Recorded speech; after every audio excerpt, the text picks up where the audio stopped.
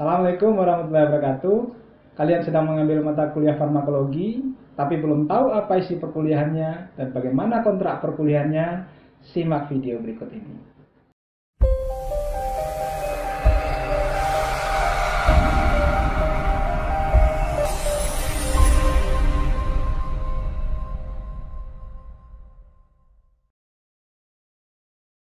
Dalam kontrak perkuliahan ini, kita akan membahas tentang apa tujuan dari perkuliahan ini dan bagaimana manfaat yang akan diperoleh oleh setiap mahasiswa setelah mengikuti perkuliahan ini. Selanjutnya kita akan membahas tentang apa saja materi-materi yang akan kita pelajari dalam satu semester ini atau yang disingkat dengan rencana pembelajaran semester. Dan nanti setelah itu saya akan lanjutkan dengan membahas tentang apa pustaka acuan yang bisa dipakai dalam mengikuti perkuliahan ini. Kemudian saya juga akan membahas tentang sistem pembelajaran yang akan digunakan dalam perkuliahan farmakologi, kemudian dilanjutkan dengan sistem penilaian, ya. Dan pada video berikutnya saya akan memberikan sedikit pengantar atau pendahuluan tentang ilmu farmakologi. Apa tujuan dari mata kuliah farmakologi ini buat kalian, khususnya bagi kalian mahasiswa Fakultas Farmasi? Tentu saja sangat berguna. Kalian sebagai mahasiswa farmasi nantinya akan menjadi seorang apoteker. Tentu saja pekerjaan apoteker itu selalu berhubungan dengan obat. Mata kuliah farmakologi ini memberikan bekal pengetahuan kepada kalian untuk bekerja nantinya. Apalagi kalian bekerja di bidang obat-obatan. Tentu saja pada akhirnya akan memberikan bekal pengetahuan tentang ilmu obat-obatan atau farmakologi. Nah, bagaimana dengan manfaatnya? Manfaatnya adalah memberikan bekal pengetahuan nantinya dalam penerapan atau penata laksanaan terapi dengan obat atau yang kita kenal dengan farmakoterapi. Selain itu, manfaat lain yang dapat diperoleh adalah menjadi dasar pengetahuan dalam pengembangan obat-obat baru dan tentu saja untuk pelayanan farmasi secara umumnya. Setelah mengikuti mata kuliah farmakologi ini, tentu saja harusnya Anda memiliki kompetensi atau kompetensi yang harus Anda dapatkan itu apa. Nah, setelah mengikuti mata kuliah ini, seharusnya Anda mampu memahami dan menerangkan sejarah perkembangan ilmu farmakologi dan arti penting ilmu farmakologi buat kalian. Selanjutnya, kalian harus mampu menjelaskan nasib obat di dalam tubuh atau yang dikenal dengan istilah farmakokinetik obat. Apa yang terjadi pada obat di dalam tubuh, dan bagaimana absorpsinya, bagaimana metabolisme, dan lain sebagainya. Selanjutnya, kalian harus mampu menjelaskan prinsip aksi obat di dalam tubuh, atau yang dikenal dengan istilah farmakodinamika obat. Bagaimana obat itu bisa menghasilkan efek. Lebih dalam lagi, kalian harus mampu menjelaskan interaksi obat dengan target obat, khususnya adalah dengan reseptor. Setelah Anda memahami itu semua, baru nanti kita masuk pada pembahasan mengenai obat-obatan yang digunakan untuk mengatasi berbagai macam penyakit. Anda harus mampu menentukan dan menjelaskan golongan obat dan bagaimana mekanisme aksi obat untuk penyakit-penyakit sistem saraf pusat, kemudian sistem saraf otonom, sistem kardiovaskular, dan Anda juga harus mampu menentukan dan menjelaskan penggolongan antibiotik untuk pengobatan penyakit-penyakit infeksi. Kemudian dilanjutkan dengan topik analgetik dan antipiretik dalam pengobatan berbagai macam penyakit. Mampu menentukan dan menjelaskan prinsip aksi obat-obatan dalam pengobatan penyakit kanker. Kemudian menjelaskan prinsip aksi antivirus dalam mengobati penyakit-penyakit yang disebabkan oleh infeksi virus.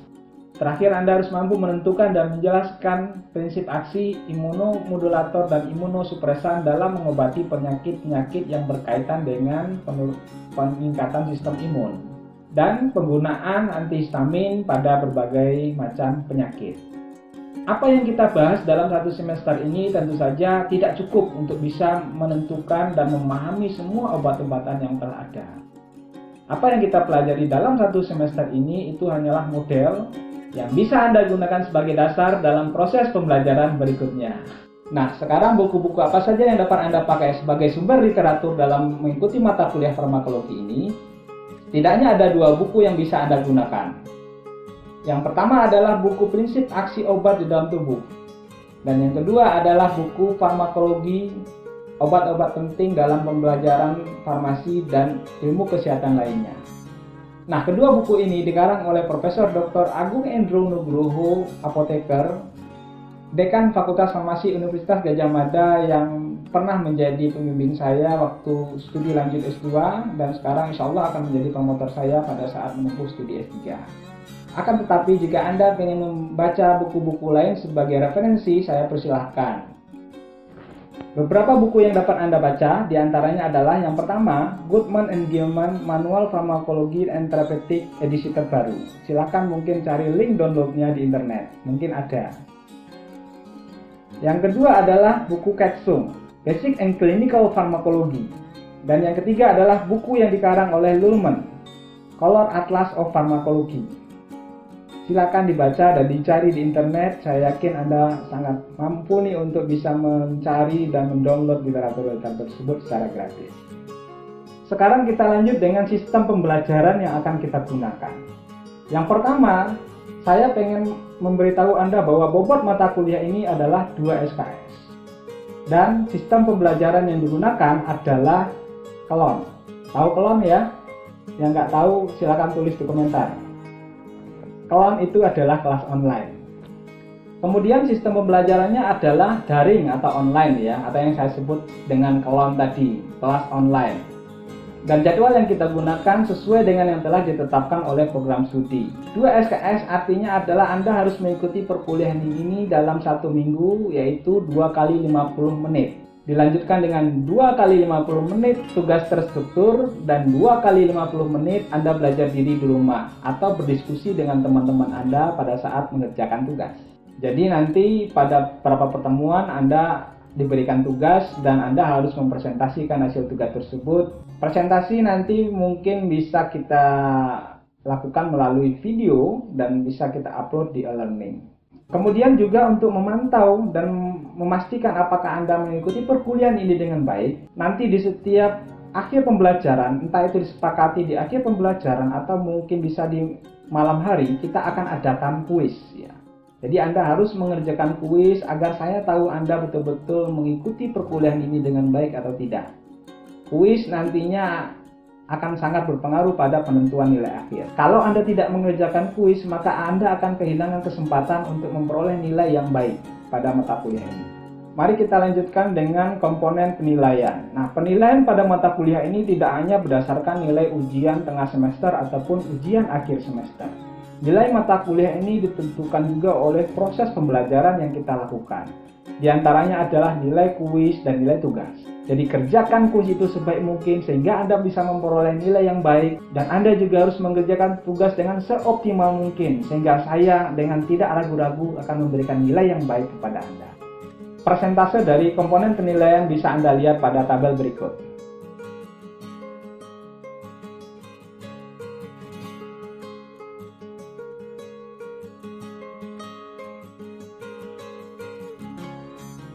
Paham? Ada yang ingin ditanyakan? Kalau ada yang ingin bertanya, silakan tulis di komentar. Nilai akhir yang akan Anda peroleh berupa angka dan huruf. Anda bisa lihat pada tabel berikut ini.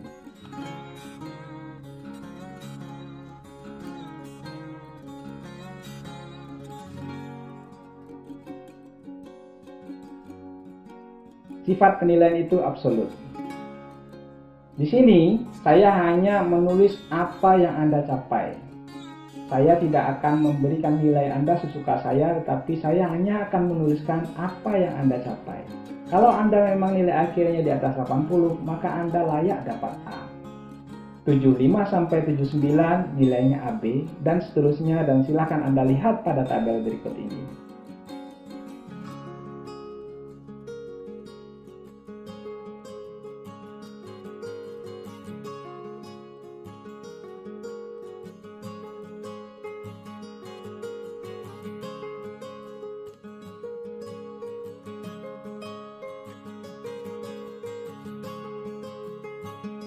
Kemudian kita akan masuk pada rencana pembelajaran semester. Di minggu pertama ini kita isi dengan kontrak perkuliahan yang sedang berlangsung dalam video pembelajaran ini. Dan pada video berikutnya nanti akan saya lanjutkan dengan pengantar mata kuliah farmakologi. Isinya apa saja? Di antaranya adalah definisi ilmu farmakologi dan perkembangannya, kemudian sejarah perkembangan ilmu farmakologi, dan selanjutnya akan kita bahas tentang ruang lingkup ilmu farmakologi dan cabang-cabang ilmu farmakologi, serta hubungan ilmu farmakologi dengan ilmu-ilmu terkait. Pada pertemuan kedua, kita akan membahas bagaimana nasib obat di dalam tubuh. Apa yang terjadi pada obat di dalam tubuh? Di antaranya adalah proses absorpsi, distribusi, metabolisme, dan ekskresi, atau yang kita kenal dengan istilah ADME. Keempat proses ini sebenarnya nanti akan Anda pelajari di semester berikutnya dalam mata kuliah farmakokinetik. Pada minggu ketiga, kita akan bahas tentang prinsip aksi obat. Di antaranya adalah perbedaan kerja dan efek obat, mekanisme aksi obat, tempat aksi obat, dan target aksi obat. Pada pertemuan keempat, kita akan membahas tentang teori reseptor atau interaksi obat dengan reseptor. Setelah kita pelajari tentang teori reseptor, baru kita akan mempelajari tentang obat-obat yang digunakan untuk mengobati berbagai macam penyakit. Di antaranya adalah obat-obat yang bekerja pada sistem saraf otonom. Pada minggu ke-6 dan ke-7, kita akan bahas tentang obat-obat yang bekerja pada sistem saraf pusat. Dan pada minggu ke-8, kita evaluasi dengan ujian tengah semester. Paham ya? Memasuki minggu ke-9, setelah ujian tengah semester, kita akan mempelajari tentang obat-obat yang bekerja pada sistem kardiovaskular.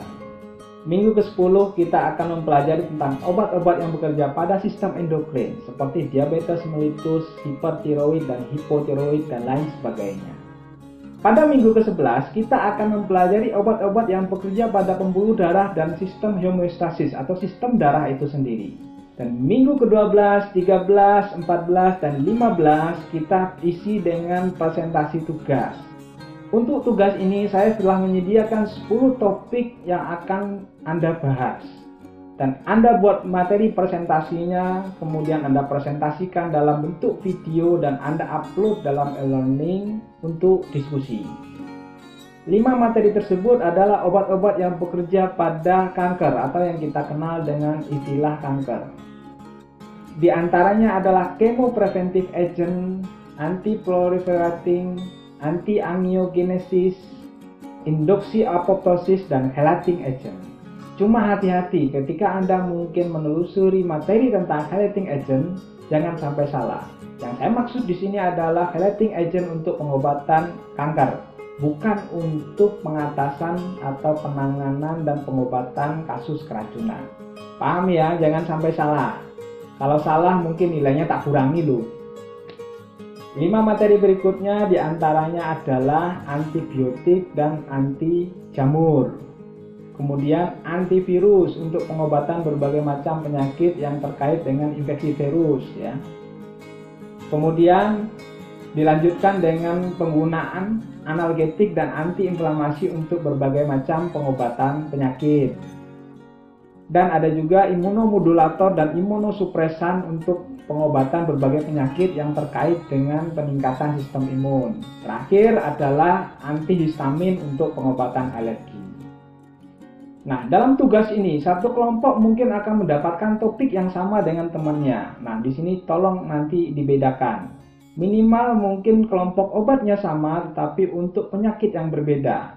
Contohnya antibakteri. Antibakteri itu sangat banyak dan mungkin nanti Anda bisa bedakan penyakitnya. Misalnya antibakteri untuk pengobatan ISPA, antibakteri untuk pengobatan TBC, antibakteri untuk pengobatan penyakit seks menular, dan lain sebagainya. Jadi di sini tolong dibedakan penyakitnya walaupun mungkin sama-sama dapat antibakteri. Begitu juga dengan obat golongan lainnya ya, tolong nanti dibedakan, jangan sama dan hindari copy paste. Saya berharap Anda bisa mengerjakan tugas ini dengan sebaik-baiknya sehingga saya tertarik dan dengan akan sangat yakin memberikan nilai yang bagus untuk Anda. Paham ya? Oh ya, sejauh ini kalau ada pertanyaan silahkan komen di kolom komentar. Jangan lupa juga, tolong di like video ini dan di subscribe channel ini agar kalian bisa memperoleh update dari video pembelajaran selanjutnya dengan cepat tanpa harus menunggu jadwal kuliah berikutnya. Mana tahu saya sudah upload sebelum perkuliahan atau jadwal perkuliahan dimulai. subscribe ya. Oke, demikian materi kontrak perkuliahan. Saya harap Anda paham dan sampai ketemu dalam video pembelajaran berikutnya. Dah, assalamualaikum warahmatullahi wabarakatuh.